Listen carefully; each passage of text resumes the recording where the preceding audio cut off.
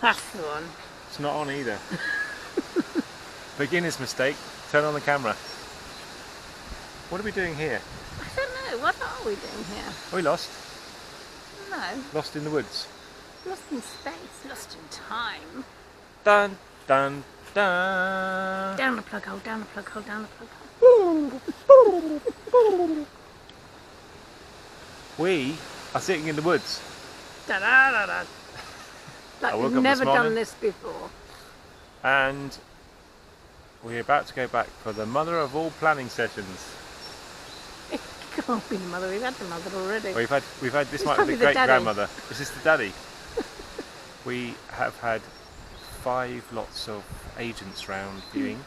We still have one more to go tomorrow, and they've been, in a way, surprisingly similar, because they basically offer the same thing, and it appears these days with the likes of Rightmove and Zoopla that they're all going to market what we do the same.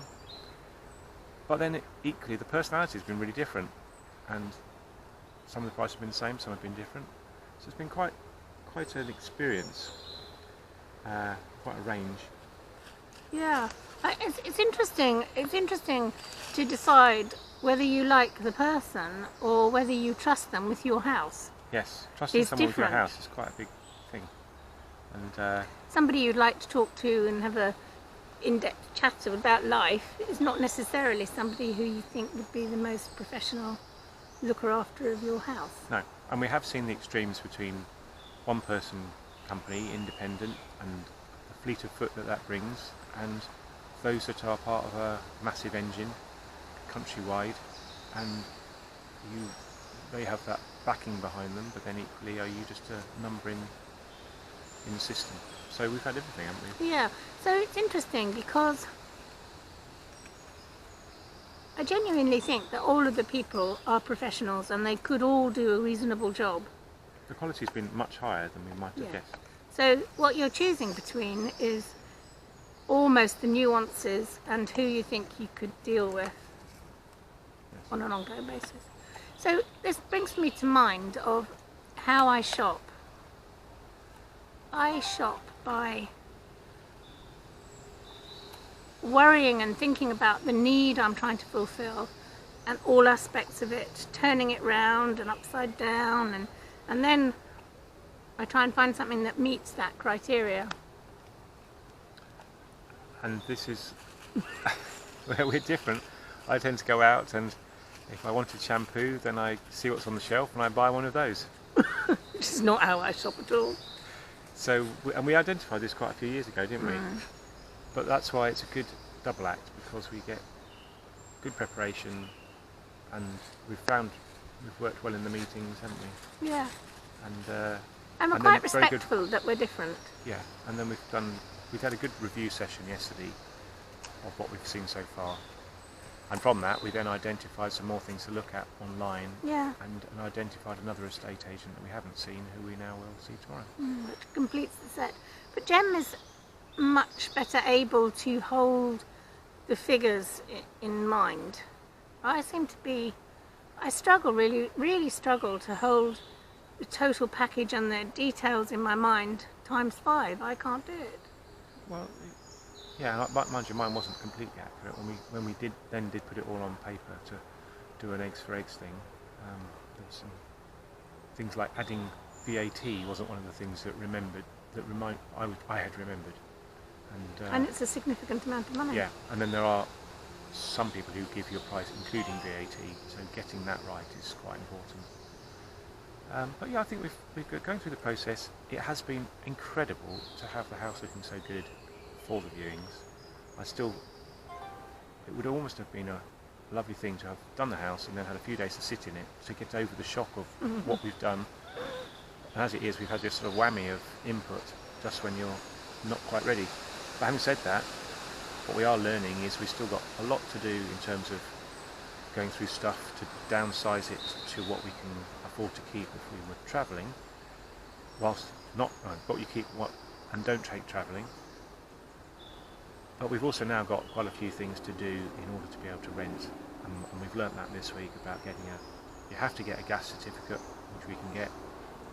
you have an option to do electrical wiring checks, which you probably will do. You have to get energy performance certificate, which we've never done because we've not moved before.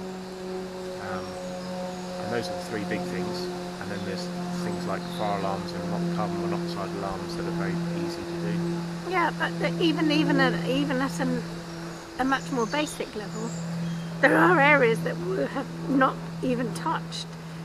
The glory hole under the stairs comes to mind. Yeah, we've done a great job of getting it so that it looks pretty, but we now have filled up some of our behind the scenes cupboards. So much so that we can't find anything. And it appears that for our house, everybody's saying rent it unfurnished, which we had suspected. Of course, that now means we've now got furniture to eBay, and that's a big job in itself. So that's why we're going to have this big planning session this morning, to try and capture what we need to do and to realistically think through how long it might take, and then come back from that in terms of what we need to do each week and the order in which we do them, to try and have a what's the fastest we could be ready position, because when we do instruct an agent, if they move quickly and they take the photographs, get it up online, the viewings can happen instantly, but not whilst we're knocking around.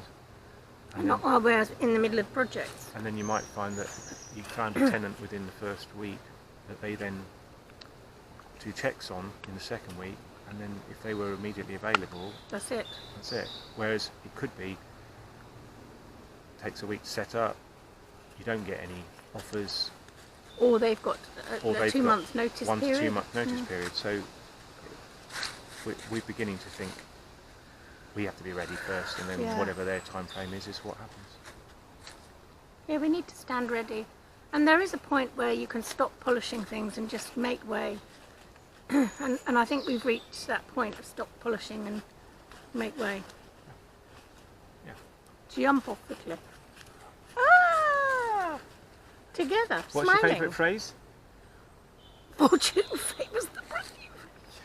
That's been quoted a lot recently, isn't it? It's my mantra. Fortune favours the brave. It says it all. Yeah. Is that an Indian brave? Is that me? Are you Fortune? What are the favours? You're weird, you are. Thank you very much. Yeah, so take it with you. It's a gift. Fortune favours the brave. Take it with you. It's a gift. I don't know what that means either. Don't you? No. Carry it with you. Oh, carry it with you. Yeah. I've got a dog under my legs.